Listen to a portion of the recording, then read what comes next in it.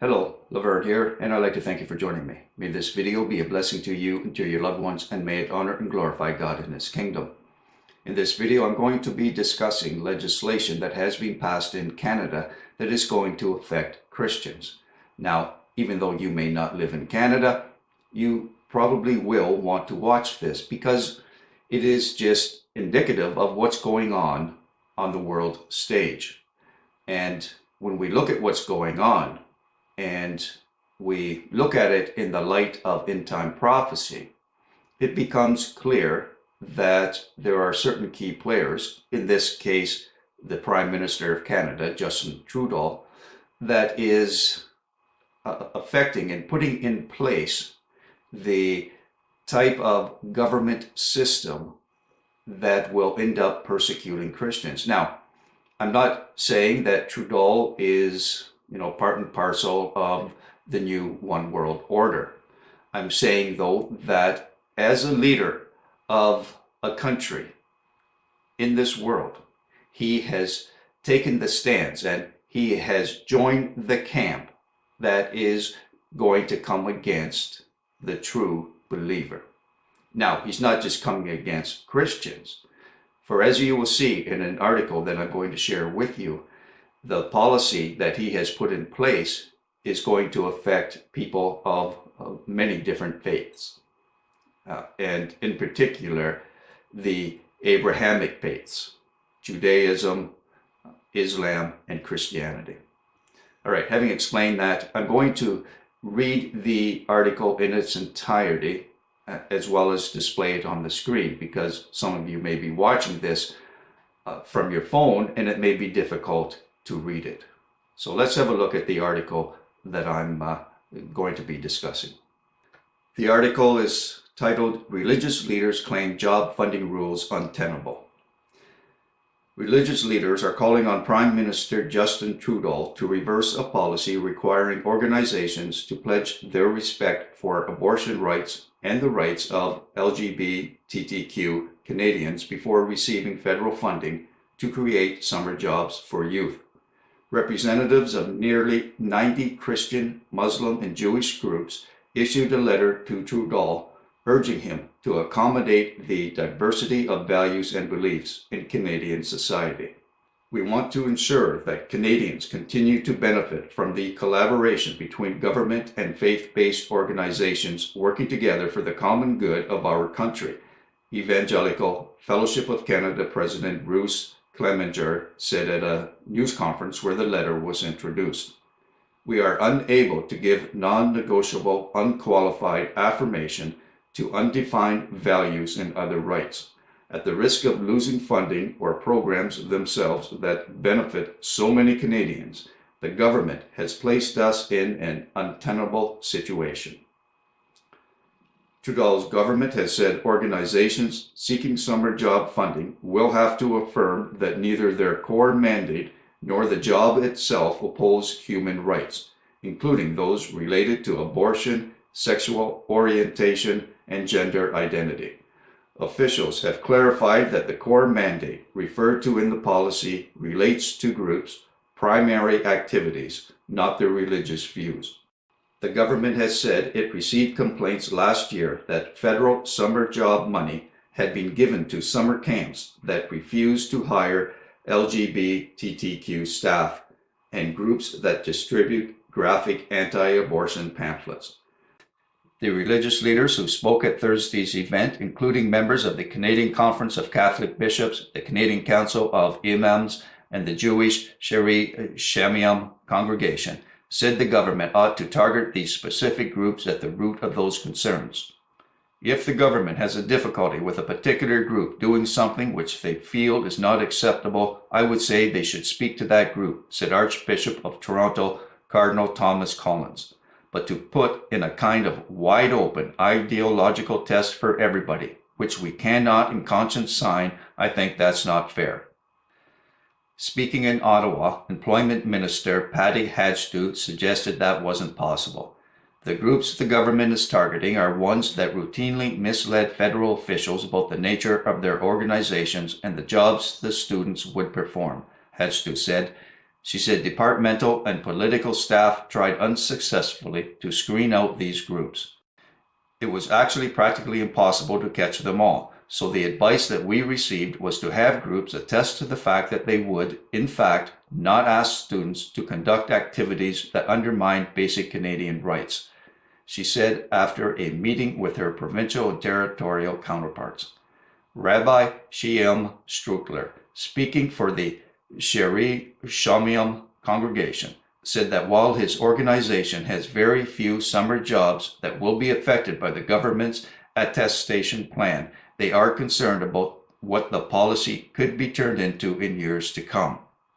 What is a core mandate? What is it now, and what will it be 5 years from now or 10 years from now? Struckler said. Hadstu said earlier this week the Liberal government is prepared to defend its policy against legal challenges on the basis that Canadian law protects citizens from discrimination. All right, there you have the gist of what the Canadian government is up to. Now, it's important though to understand what exactly the abortion laws are in Canada, because we aren't just talking about first trimester abortions here. We aren't talking about people that have been raped and they want to have an abortion. We're not talking about people who are of age. We're not talking about a restriction on the number of abortions. We're not talking about people having to pay for the abortion. For in Canada, Medicare is free. So we are talking about free abortions being available for anyone at any point in time in the pregnancy, because late-term abortions are legal. There are no restrictions regarding the date or the length of time for an abortion. You can have it at any time. If you can find a butcher of a doctor that is willing to perform an abortion on someone who is 8.5 months pregnant, there are no legal restrictions to do so. So when somebody signs the paperwork, they aren't just signing it that they are accepting of abortions in the first or second trimester. No. When somebody signs this paperwork, they are saying that they are accepting of late-term abortions and abortions for anyone, any amount of them. You can have 5, 6 abortions, it doesn't matter. So this is what you have to be okay with. This is the only way. You have to sign this paperwork if you want to apply for federal funding for the Summer Jobs Program.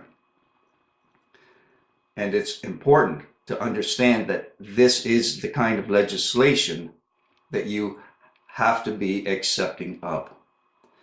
Now, let's talk about the two main arguments that were given in this article. The first came from the Archbishop of Toronto.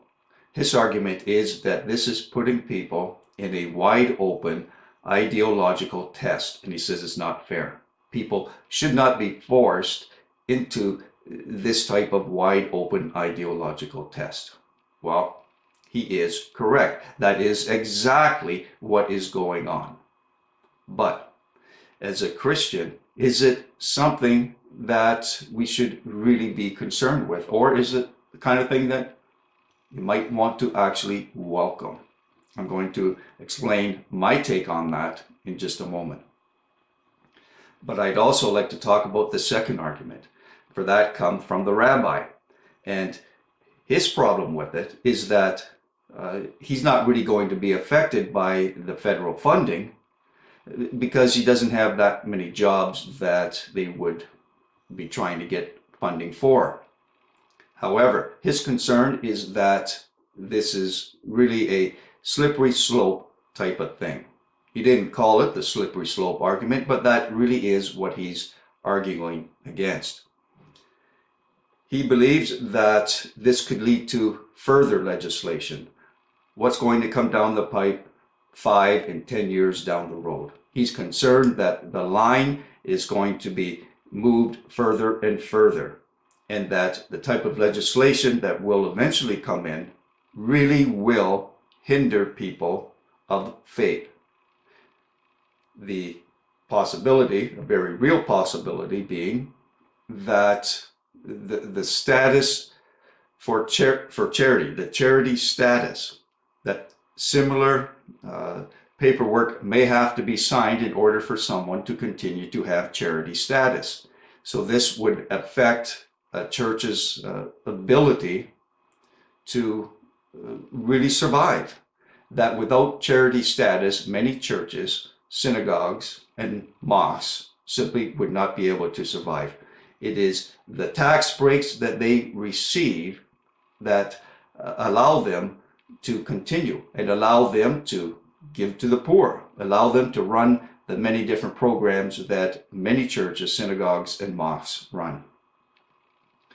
So this is what the rabbi is worried about, and it's a legitimate argument. We can look at what has happened in the past where people have argued that once you go down this slippery slope, there's no end to where it might take you. We can look at abortion, for example. When abortion first became legal, there were restrictions as to when you could have the abortion and what steps you had to take to get that abortion.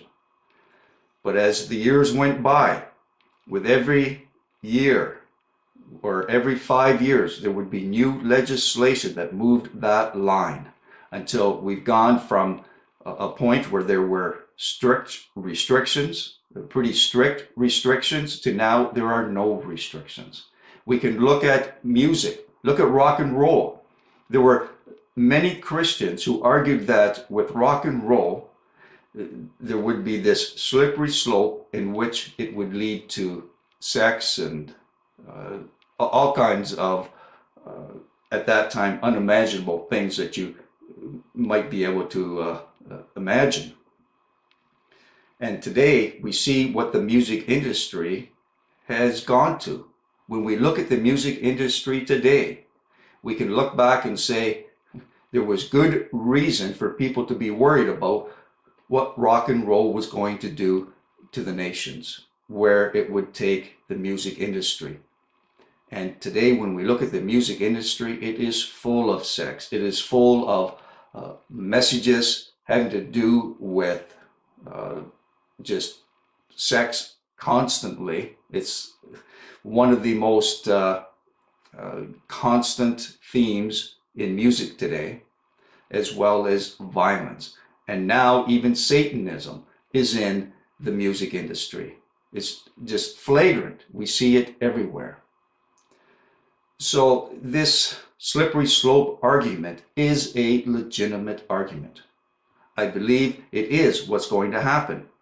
If the Liberal government, and something else people should be aware of if you're not Canadian and don't know how things are done here in Canada, the Liberal government will not allow anyone to run in their party as a party member unless they are okay with abortion. If you are not accepting of the abortion laws, then you cannot run as a Liberal candidate in the Liberal federal government. So this is the type of government that is running Canada. Now they have a majority government at this time. If they were to get a second majority government, if they get voted in for a second term with a majority, you can be sure that there are going to be even more restrictions placed on Christians, Muslims, and Jews when it comes to things such as abortion and homosexuality. When it comes to these things, you can be sure that there's going to be new legislation put in. So these are two real arguments. They're legitimate arguments that Christians and others should be concerned with. Without a doubt, this is an ideological test. But my question is it really all that bad? And my point of view is that it isn't. I actually welcome this kind of legislation. I've made videos in the past where I've said I do not like the idea that churches are able to apply for charity status. It's one of the worst things that could have ever happened to the bride of Christ. Because what it's done is it's created an environment that welcomes and entices con men. people who are greedy. They think that they can get into religion, that they can run a church and get all of the tax breaks and enjoy a life of just wealth and enjoyment, that they can have the easy life. There are many false doctrines, false teachings out there today. There are many false shepherds, wolves in sheep's clothing. And part of the reason is because of the environment that the government has created for the church with the charity status and all of the tax breaks.